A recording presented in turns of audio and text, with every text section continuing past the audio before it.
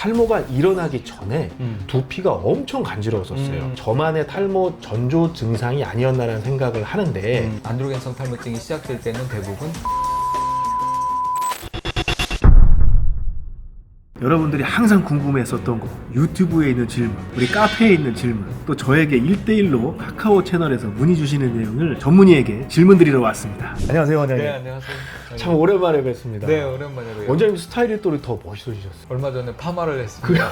그러니까요. 혹시 머리숱이 없어서 파마를 하신 건 아니고요? 그런 것도 있죠. 그러니까 머리가 좀 가늘어지니까 네네. 좀 가라앉아 보여서 펌을 하면 좀 볼륨 있게 보이니까 그런 면도 있습니다. 약을 드시고 계실 텐데 네네. 그래도 조금씩 가늘어지는 건 그럼요. 그쵸? 약을 먹어도 조금씩 가늘어질 수 있고 저도 밑에 치료하는 그렇죠. 두피 치료하는 거 가끔씩 받기도 하고 나이가 들면 조금씩 또 가늘어지는 걸 어쩔 수가 없어서 저도 그랬었어요. 탈모가 일어나게 된 건 제가 군대 갔다 와서인지 전인지 조금 헷갈리기는 하는데 탈모가 일어나기 전에 두피가 엄청 간지러웠었어요. 저만의 탈모 전조 증상이 아니었나라는 생각을 하는데 안드로겐 탈모증, 우리가 흔히 말하는 유전적인 탈모가 시작될 때 피지 분비량이 평상시 자기 피지 분비량보다 늘어난다는 게 통계적으로 마치 전조 증상처럼, 여기서 조금 이제 오해를 할 수도 있는 게 피지가 많아지면 그럼 피지 많은 게 탈모의 원인이 된다, 이건 아니에요. 이렇게 설명할 수는 없는데 안드로겐성 탈모증이 시작될 때 탈모 증상을 느끼기 전에 먼저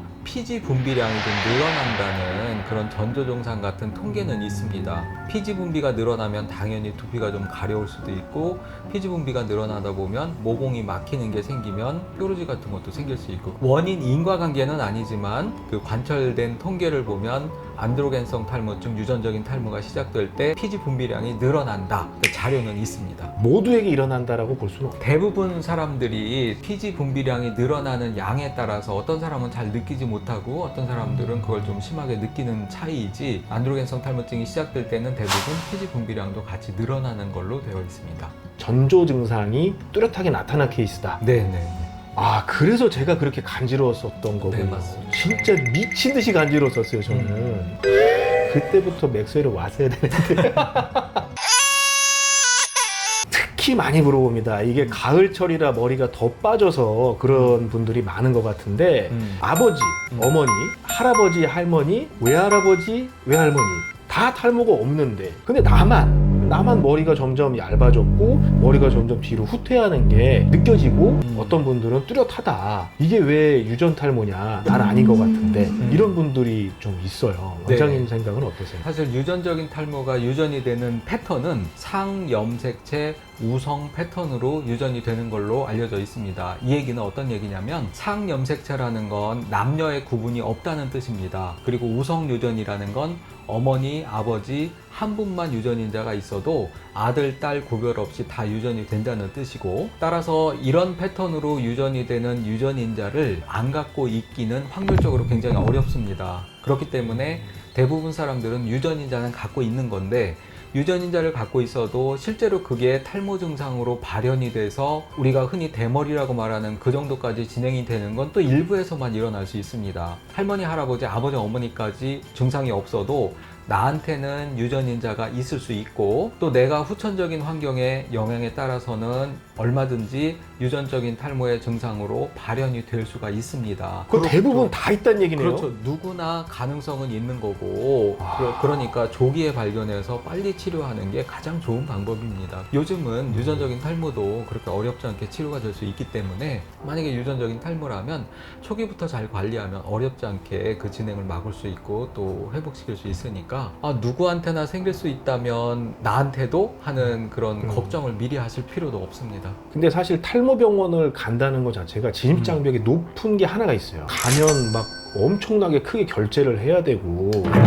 탈모 질환도 우리가 어디 뭐 배가 아파서 병원 가는 거나 피부에 무슨 알러지가 생겨서 병원 가는 거나 똑같습니다. 우리나라 초진비 전 세계에서 제일 싼데 초진비 받고 검사하고, 이제 어떤 치료가 필요한 경우에는 비용이 드는 치료를 할 수도 있지만 초기에는 그런 치료 할 일도 거의 없기 때문에 진단만 받는 건 그냥 일반 병원 가서 진료 받는 것과 크게 다르지 않습니다. 너무 초기에 와서 원장님이 싫어하시는 게 아닐까. 아니, 저는 초기에 올수록 좋습니다. 왜냐면 그렇지, 초기에 올수록 치료가 네. 쉬우니까.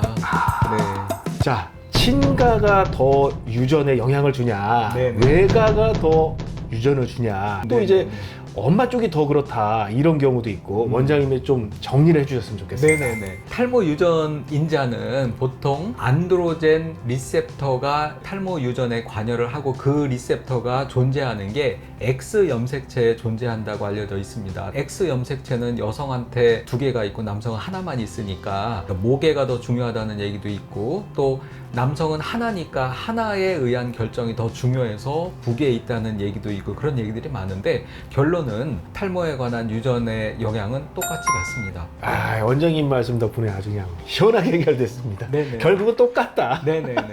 다음 질문은요. 우리가 비오틴이 부족한지는 어떻게 알 수 있으며 우리 그거는 비오틴은 비오틴보다 철분 얘기를 좀 해줬으면 좋겠어요. 그게 더 또 철분은 탈모와도 실제로 탈모가 그래요? 원인되는 경우가 많거든요. 철분이 부족하면 탈모에 어떤 악영향을 주나요? 사실 철분이 우리 몸에서 가장 중요하게 쓰이는 곳은 혈색소, 헤모글로빈이라는 건데, 이 헤모글로빈은 우리 생명에 직결되는 거기 때문에 철분이 많이 필요하고 철분이 우선적으로 그쪽에 공급이 됩니다. 머리카락을 만들 때도 철분이 많이 필요한데 머리카락은 혈색소에 비하면 우리 몸의 우선순위에서는 떨어지는 부위이기 때문에 철분이 충분할 때는 머리카락을 만드는데도 영향이 없고 부족함이 없는데, 철분이 부족한 상태가 되면 혈색소를 먼저 만들고 머리카락을 만드는 데는 조금 우선순위에서 밀리기 때문에 머리카락을 만드는 재료가 부족하게 되고 당연히 모발의 형성이 잘 안 되고 그게 탈모로 이어질 수 있습니다. 만약에 철분이 많이 부족해서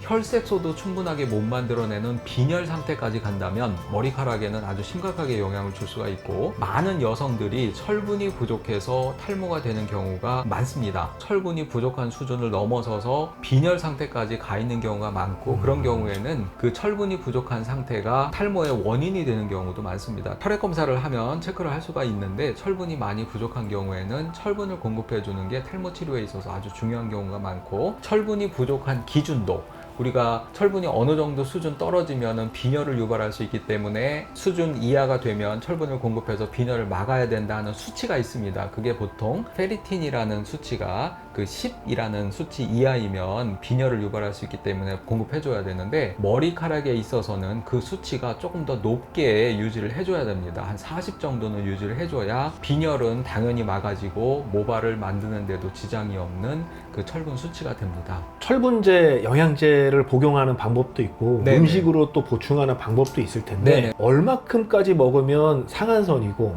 또 그 이상 먹으면 또 과다 복용하면 또 안 좋을 수도 안 있잖아요. 좋을 수 있습니다. 철분이 너무 많으면 흔히 이제 혈액이 끈적인다고 하는데 굉장히 농도가 높아져서 그 혈액순환에 제한이 될 수도 있는데, 철분이 많이 들어있는 음식이 선지, 고기류, 시금치 같은 거, 보통 남자들은 철분이 부족한 경우가 거의 없습니다. 섭취도 잘하고, 또 여성들이 철분이 부족한 이유가 매달 생리를 하기 때문에 그 생리할 때 상당량의 혈액이 빠져나가는 거고, 혈액 중에 굉장히 많은 철분이 들어있기 때문에 철분이 매달 굉장히 많이 배출이 되는 건데, 선지라든지 시금치라든지 육류 같은 걸 남자들에 비해서 여성들이 좋아하는 음식류가 아니기 때문에, 그래서 여성들은 만성적으로 철분이 소실은 남자들보다 훨씬 많이 되고 섭취는 훨씬 적게 되기 때문에 여성들에게서 철분이 부족한 경우가 많이 생기는데, 남자들의 경우에는 검사를 해보면 철분이 부족한 경우 거의 없습니다. 그래서 철분에 관해서는 남자들은 걱정하실 거 없고, 근데 여성들은 체중이 좀 적게 나가고 피부가 좀 하얀 분들,